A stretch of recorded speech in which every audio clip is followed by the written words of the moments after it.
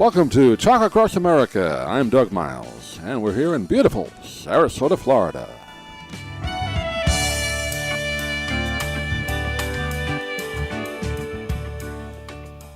And joining us now, great to welcome a man who is going to tell us all about how to grill properly. And it's a great time of year to start thinking about that, particularly if you're in the northern states as we head into Memorial Day and the summer and all that. He's the author and editor of a great book called Weber's Ultimate Grilling, a step-by-step guide to barbecue genius. And he is also the master griller of Weber. And he joined us by telephone. Jamie Purviance is his name. And Jamie, good to talk with you. How are you? I am great, Doug. It's good to be with you. Looking forward to the season here. Yeah, good to be known as the Master Griller. That's a nice title to have. You spend a lot of time over a hot stove, though. Title you find at the high school job fair, but no, it's good, but you have to spend a lot of time over a hot stove. I spend a lot of time at the grill. That's it. Well, I guess to start off with something like this, I mean, you have the book is filled with great recipes, and we'll get into some of those. But also, a lot of people probably aren't doing it right, and you've done a lot of research on this, I'm sure. Well, what's the biggest mistake people make when it comes to grilling? I guess the proper equipment will be one, but there's probably a few others, right? There are quite a few others. And so that's what I try to rectify in the book. But I think one of the most basic ones is understanding the importance of both direct and indirect heat. A lot of people tend to cook everything over direct heat, meaning the fire is directly under the food. And that works great for some things. But other things require maybe a little time over direct and some time over indirect.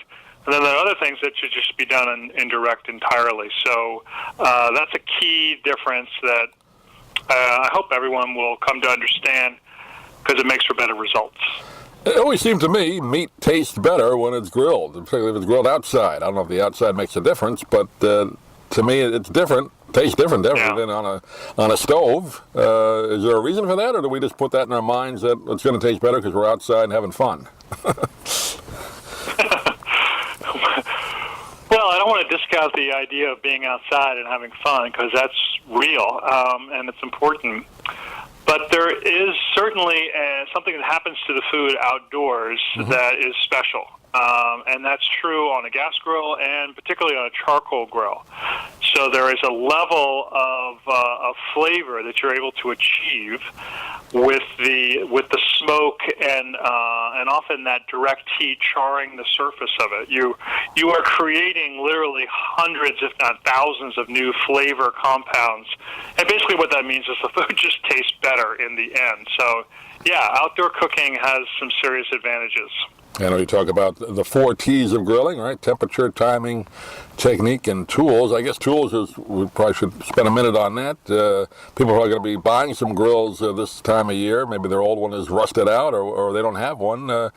Can you give a tip or two on, I guess, budgeting and what people should look for to get a decent grill? Well, sure.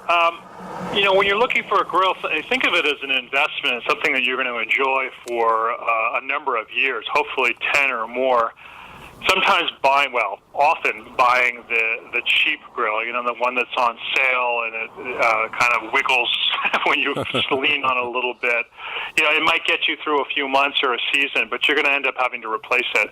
So getting something that's really well built and durable is important for the grill, and then also just the accessories that you get for the grill, because that will allow you to try a lot of other things besides just, your basic hamburgers and hot dogs and that sort of thing. So grill pans, griddles, pizza stones. Gosh, you can get a wok now to put into your grill. And that makes it more fun, I think, and opens up a lot more possibilities.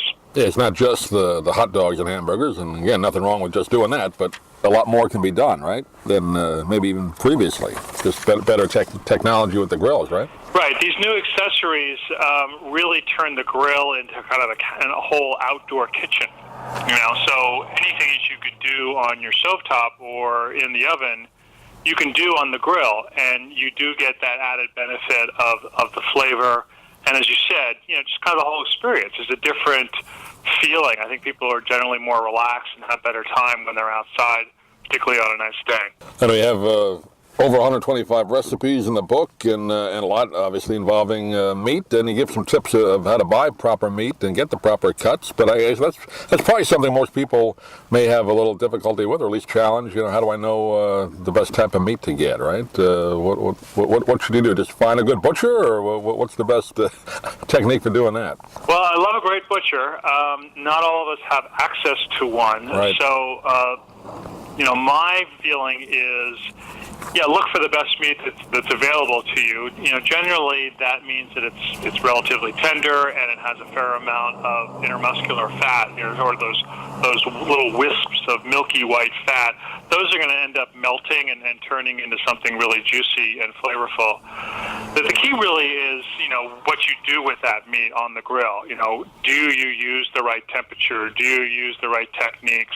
And that's the whole point of Weber's Ultimate Grilling, is to show you how to do it. Not just tell you, but to show you. There are over 750 photos in this book, so you can see step by step exactly how to do it for whatever cut of meat you happen to have purchased. I cover everything. Yeah, I think that's a great idea, because everybody can probably just throw a piece of hamburger on a grill and stand there, but they have the techniques of how to do it properly. I think these pictures definitely help you. You also have, which kind of surprised me a bit, desserts you can cook using a grill. What are some of the desserts that are easy to do?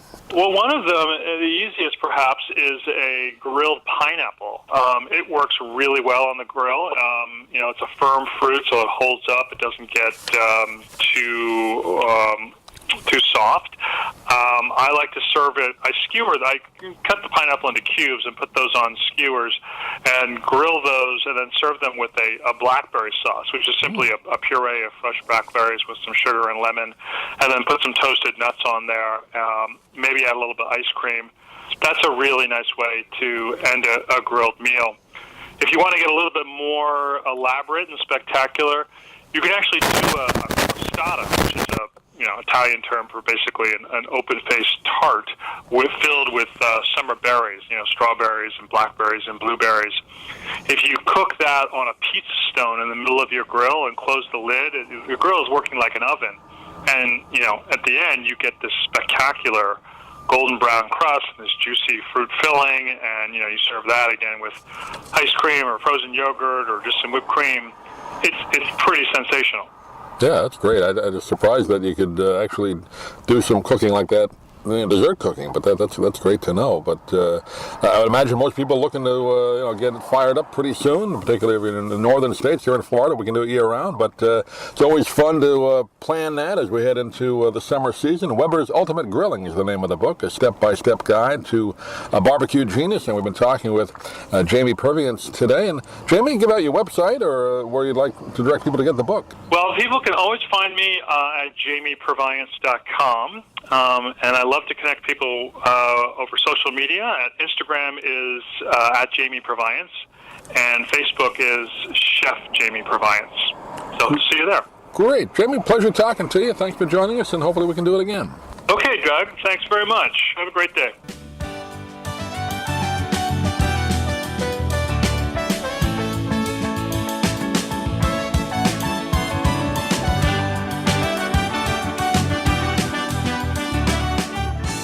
Thank you for joining us today on Talk Across America. Please visit our website at dougmilesmedia.com for more great interviews and content. And if you're interested in any of the books we talk about on the program, please click the Amazon link on our website. It helps support the podcast. Thanks for listening. We'll see you again real soon here from beautiful Sarasota, Florida.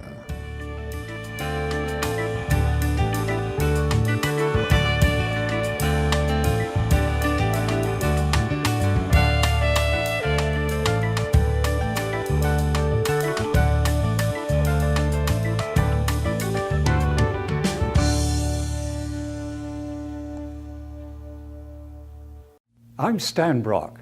30 years ago, I formed Remote Area Medical to help people overseas.